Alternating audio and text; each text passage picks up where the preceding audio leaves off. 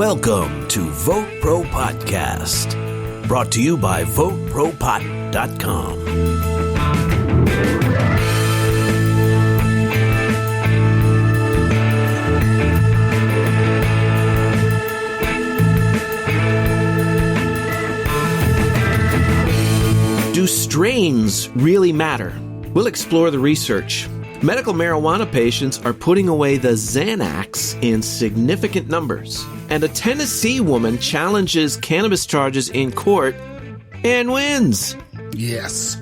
We'll talk about these and some other things on this episode of Vote Pro Podcast. Hello, everybody. I'm Phil Adams. And I'm Jay Britton. And I'm Andrew McCready's. But first, Andrew's going to start us off with news from the Golden State. Governor Newsom signed 8 cannabis-related bills into law this weekend in efforts to improve the 2016 adult-use cannabis law, which has helped the legal industry better compete with the thriving black market. Yeah. If anybody knows, we've talked about this before, the black market is selling more than 2 or 3 times the amount of cannabis as the legal market is. Now, the bills include a bill that allows cannabis businesses to claim state tax deductions on their businesses, which is a big deal. That is a big deal.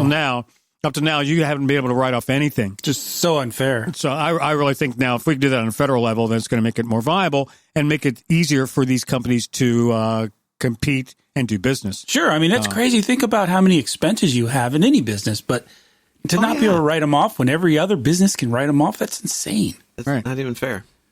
Right. Now, another bill allows cannabis businesses to donate product free of charge to low-income patients.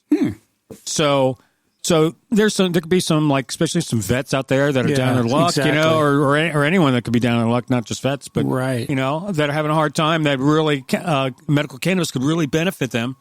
Help them now is against the law to give it to them. Help them get off opioids. Yeah, exactly. Really. Yep. That's a big one. That's a big one.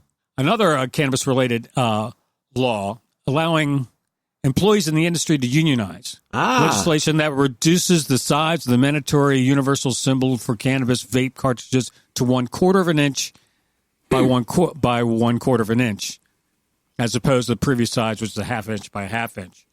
Bill expanding restrictions on advertising claims regarding whether a product is from a certain California county or region. Really? That sounds like the wine guys getting involved right there. The Appalachians. So they can't advertise and say that it's from a particular area? That's nuts. Well, yeah, I think that's sort of a hot issue now. The wine guys. Well, if it it's the Appalachian system, and can you claim that it's from a certain region? Now, if it's grown in a warehouse, it doesn't really matter. If it's grown outdoors, it absolutely matters. And I think if it's grown in a greenhouse, it somewhat matters. Mm-hmm. Interesting. Yeah. So these are some laws and more. So the thing about it is, the point is that since they've started regulating legal cannabis, especially in California, which started in the 1990s, they're constantly having to redo it, whether they didn't think it through or they didn't really understand, or no one could predict the nature of the industry. So this is proof that people have to stay in the loop as far as these regulations concerned. If they start making these regulations and behind a closed door, that's going to be bad news for small business and the consumer. So we got to make this industry right from the beginning. So stay in the loop, stay informed, and vote pro-pot. We talk about the strains from various regions and exclusive strains, but there is really the question out there that was posed to researchers, Jay, does it all really mean anything? Yeah, this is a topic that one of the topics related to cannabis that can start a fight at Thanksgiving dinner between stoners is whether or not there's anything to the old indica sativa thing. The indica makes you sleep and the sativa gives you energy, makes you want to go bowling or paint or something. And, there's a bunch of research coming out now.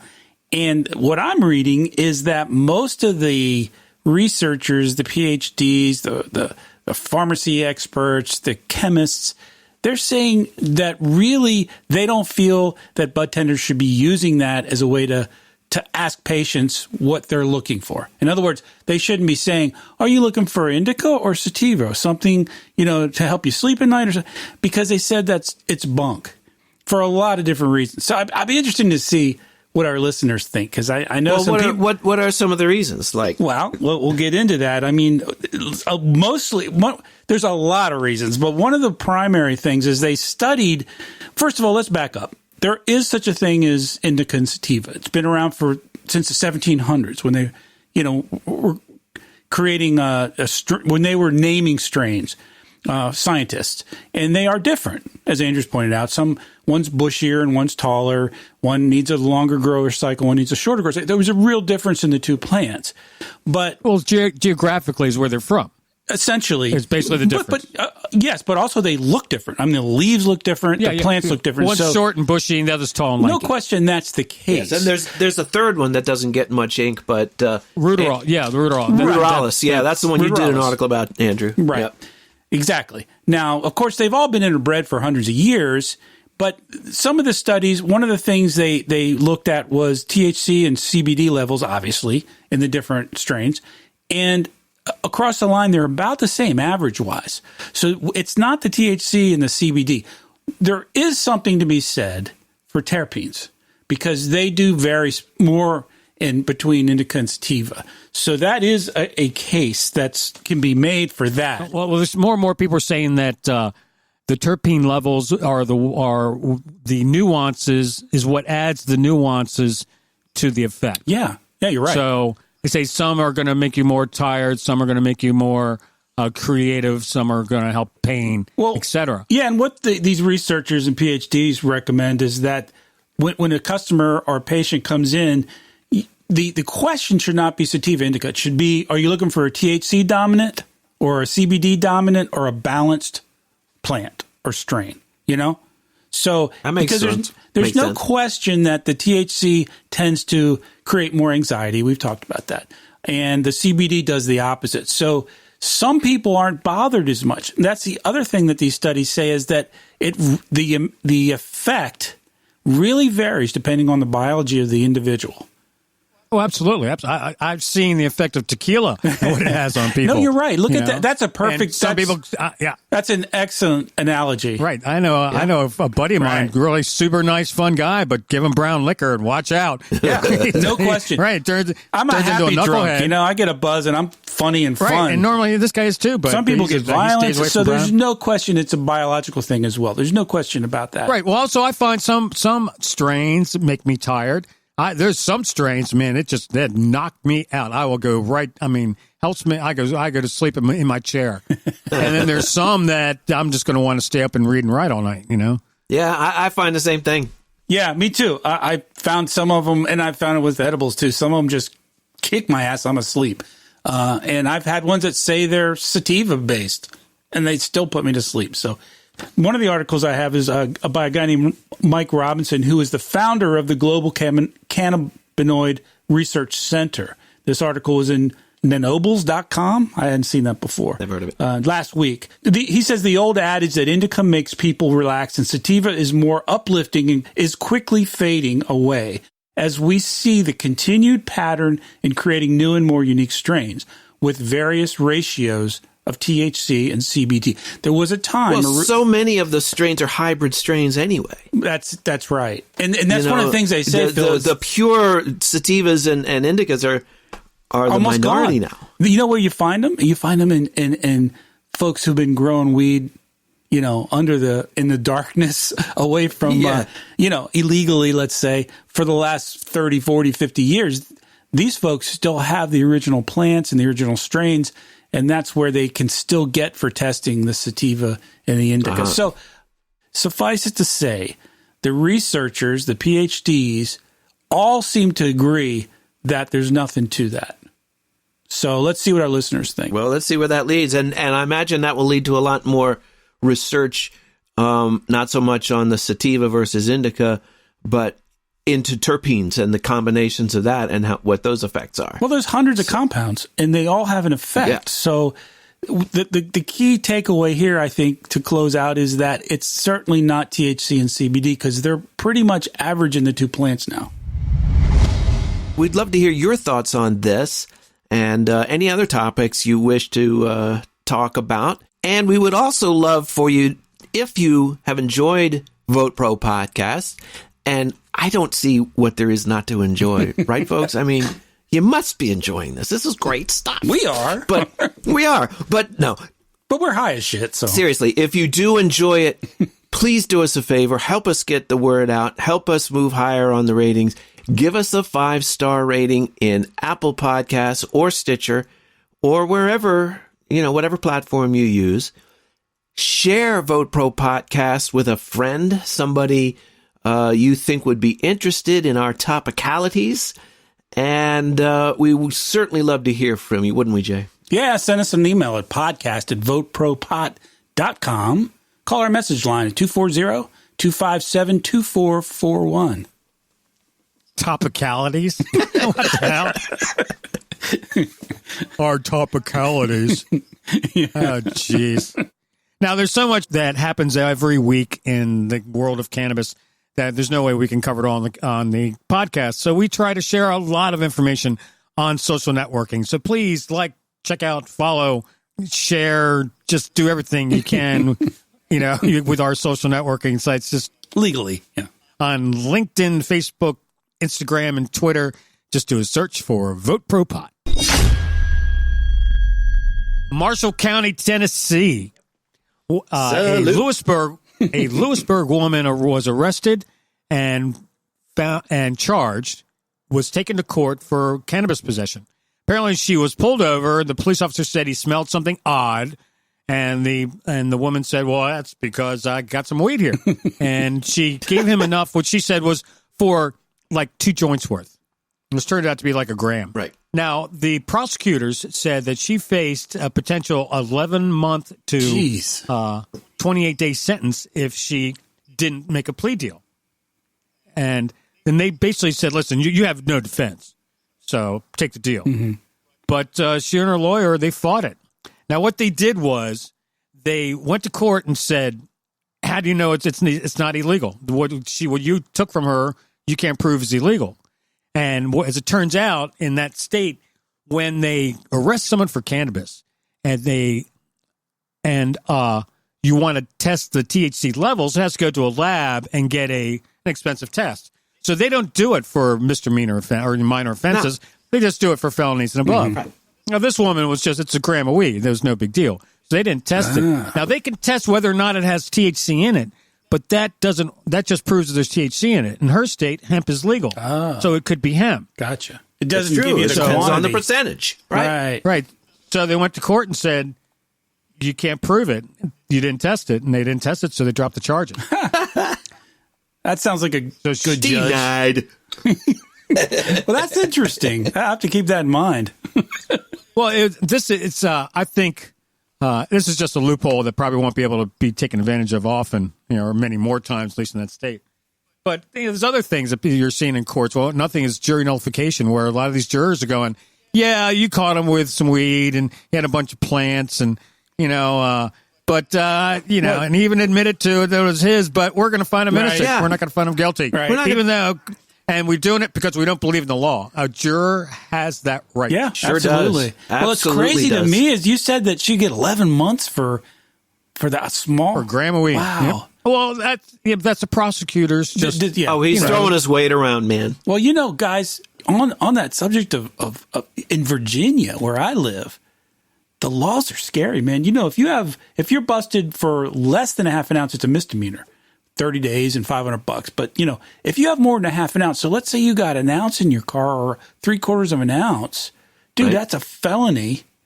And it's a mandatory 1 year and $2,500. Damn. It's nuts. It's nuts. Yep. So be careful out there. If you're in illegal states, really be very careful. Well, we know Absolutely. How Virginia voters feel about that. So Virginia voters, make your voice heard.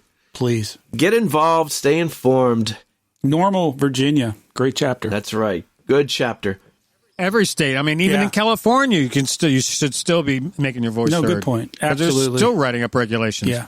But I think the great Commonwealth of Virginia will get its act together. And I read recently that there are some groups that are gaining steam for not just medical, but recreational or adult use exactly. in Virginia. let me ask you guys a question. Do you guys know what benzodiazepines are? Mm-hmm. You do? Okay. Yeah.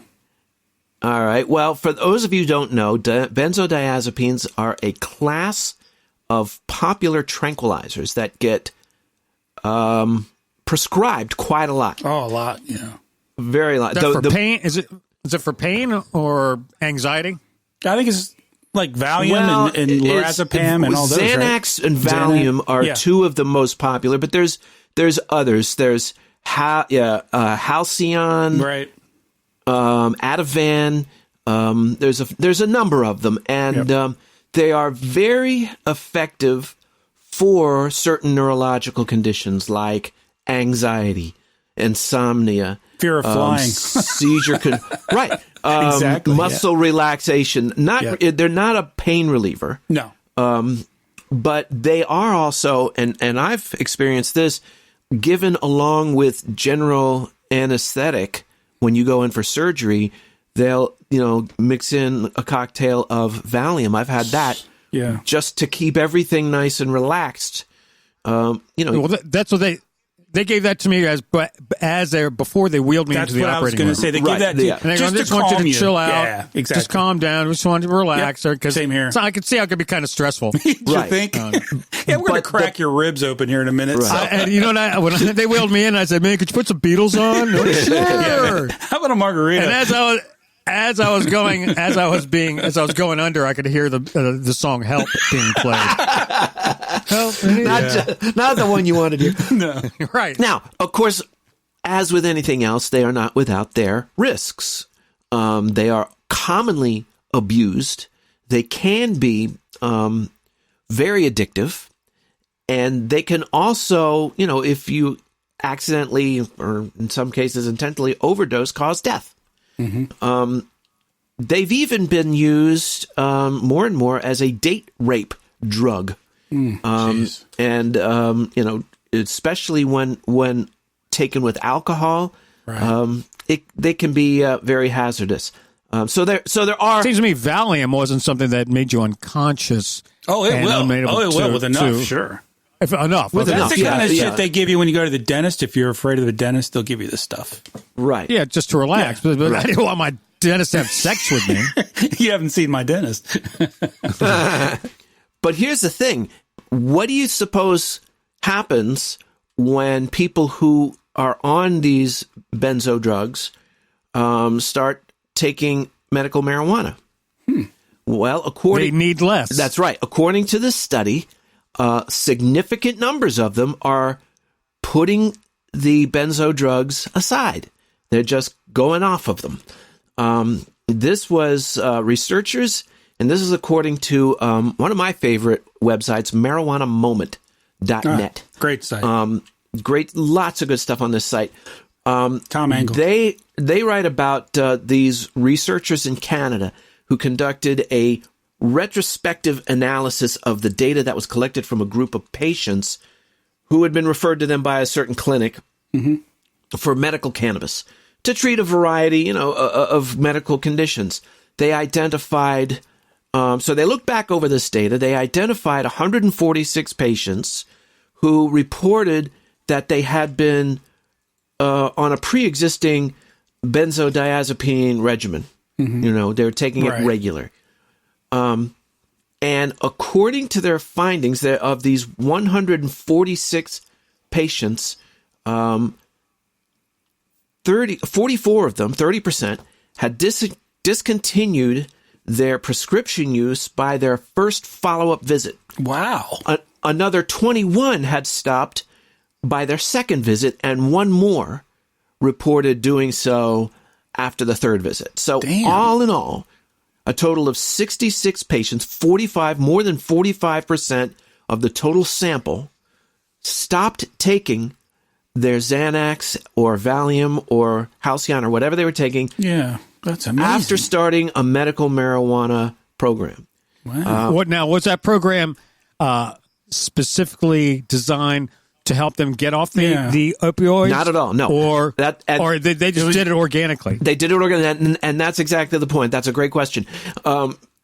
They were on the medical marijuana program for a variety of things. So it could have been, chronic pain. It could have been nausea, or it could have been anything. Not necessarily anxiety, or right. But it had such a tranquilizing effect. I mean, that they were able to substitute and put aside the benzo drugs, which are, as we mentioned, rather more dangerous and prone to abuse. Maybe not as much as opioids, but in that neighborhood. As compared to marijuana. So the study, the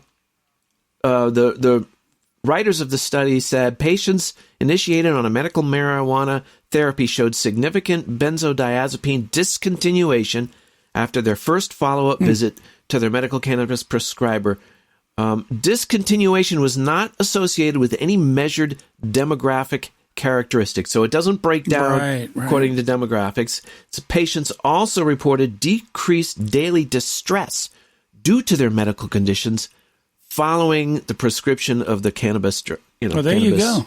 Add that to the list like opioids, right? Yeah, and this exactly, and this is the kind of thing that that people need to be aware of, because it is there's so much that government does that is really just a solution in search of a problem. Right. Here we have a problem of opioid and tranquilizer type drugs, whole classes of drugs that are abused and cause problems, and we've been trained for so long to say, well, cannabis isn't the answer. No, cannabis isn't the answer. Cannabis is the question. Yes is the answer. Right. Well, you know what? I heard an interview with a doctor from Israel, and he was saying cannabis doesn't cure your opioid dependency, it replaces it. Right. Which is essentially the same thing. It's a lot easier to quit smoking weed than it is to give up on opiates. Yes, it is. So that's what he does. He weans them on to cannabis, and some people can microdose and go from a problem to having a really nice, stable life. And obviously, it's a lot safer. So that goes without saying. Yeah. You're not going to die. Yeah. Right. You're not. Probably a lot cheaper. Yeah. Well, and also the side effects. Just I know all these opiate consumers are all constipated, right? They're all going around, right, and then it caused constipation. Opiates. Yeah. That's why there was a TV commercial on that was like specifically targeted to people who are on opioids, and it's like a stool softener. Right. And for opioid constipation. Yep, it is a cartoon of a little intestine with a turd floating through it. Yeah. Well, I mean, if everything else in your body is relaxed, and you're taking the day off, I guess your bowels got to take the day off too. Yeah, we ain't doing shit, man. We ain't working. Like it's a laxative for junkies. Yeah, there you go. That's right. but the stereotypical junkie is not accurate, because many people with opiate dependency problems look like soccer moms and lawyers. That's right. Or even politicians. Or podcast hosts. Right. I was going to say. You beat me to it. So here's a study out recently that's not necessarily good news for male cannabis users. And that is a large percentage of miscarriages have been unexplained over the years. And they've done a study. Boston University just released the results of a study that they announced at the American Society of Reproductive Medicine Congress and Expo. Good God, I think 2 business cards to get all that on there.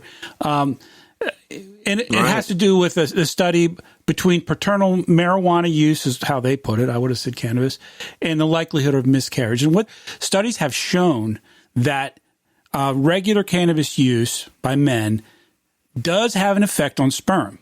Not only sperm count, but it actually does something to the DNA, to change the DNA of the sperm. This is known. This has been established in the past several years. Well, they've done a study now on miscarriages, and through a series of surveys, they found some pretty disturbing results having to do with paternal cannabis use as it relates to these miscarriages. So it's something to consider. And think about if you're looking at, if you're married and you're thinking about starting a family, you really should think about it. I mean, you should consider it. Because the numbers aren't good. A large percentage. No, that's not very good news at all. I'm not a doctor, but if my wife we were looking at starting a family, I would certainly not. I would not want my wife smoking weed on a regular basis, or any other drug. I mean, it's not because it's weed, right? You don't want her drinking and smoking. Exactly. No, same thing. Right. Well, correct. But no one knew that pre-coitus the guy should have abstained. Well, that's the thing, and that's what's kind of new here. It says new research indicates that regardless of sperm count, marijuana use could affect reproductive health in a very challenging way. On Monday, the team at Boston announced that while this study cannot prove a direct cause and effect link, it does put forth the possibility that the marijuana causes sperm DNA damage. The team evaluated 1,413 couples enrolled in the pregnancy study online Presto, a web-based research, which examined their lifestyle. Okay. Couples completed surveys on lifestyle factors like smoking status, alcohol intake, were asked to complete follow-up questionnaires at about 12-week gestation and at about 32 weeks. And they found that 8% of men said they used marijuana at least once a week over the past few months. Meanwhile, 18.8% of the couples overall experienced a miscarriage. But miscarriages are they're not extraordinarily common, but they are somewhat common. Yeah, the point is the numbers, the ratio, let's see here. They've established that a greater risk of spontaneous abortion compared with no male marijuana use. The adjusted hazard ratios for male marijuana use were 1.07 for men who consume marijuana less than once a week, and it was 2.04 for those who did so more than once a week.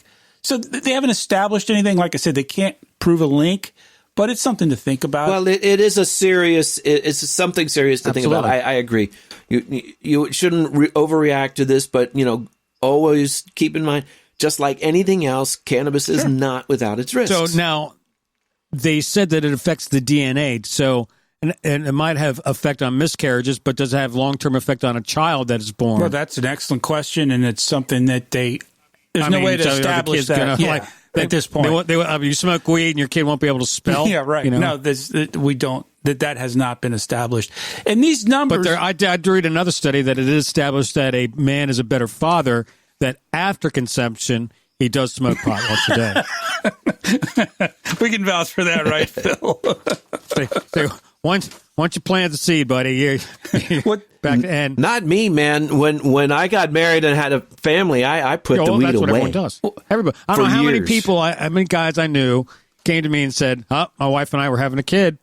We're losing the bong." Yeah. Oh, absolutely. I had a collection of bongs that hand me down. So I'll hold on to it for 18 years. And when the kid goes to college, I'll give it back. Yeah. You give him a claim check. Yeah. To close out here, it says this study does shine a light on a subject not as frequently discussed when it comes to fertility, and that is the role of men. And 40% of couples, infertility is due to male factors. So it bears repeating, we need to focus on the men just as much as the women. So maybe more to take out of this is that a miscarriage can be as much a paternal issue as it is the mother. So something to think about. So maybe that Viagra infused with cannabis is not such a good idea after all. Maybe it was the benzos. Yeah, maybe not. Now that you're saying so.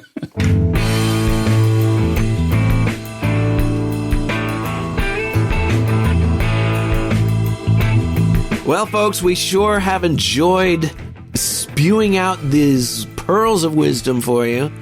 We sure hope you enjoyed it as much as we did. If so, give us a 5-star rating. Share us with a friend. Send us an email at podcast@VoteProPot.com or call our message line, 240-257-2441. I just want to be said, I'm not spewing pearls of wisdom.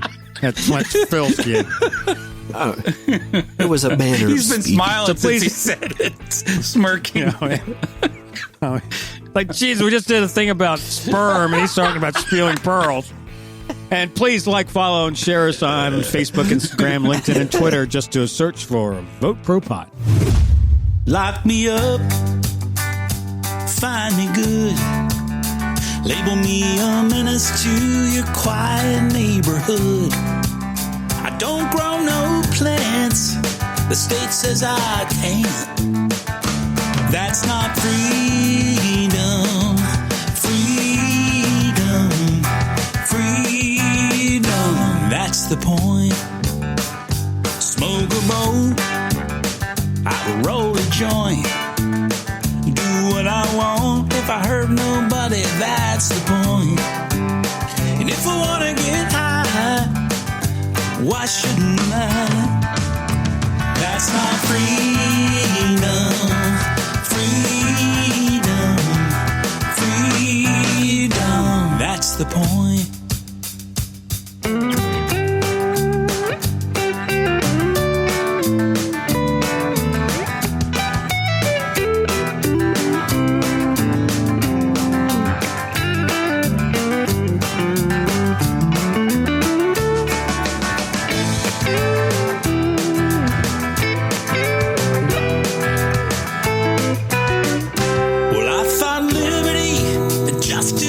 For all, not just lobbyists and lawyers in D.C. They don't listen to the people, but they decide what's best for you and me. Smoke a bowl or roll a joint. Do what you want. If it hurts nobody, that's the point. So let's get high, yeah, you and I. It's called freedom, freedom, freedom. It's called freedom, freedom, freedom. Oh yeah. That's the point.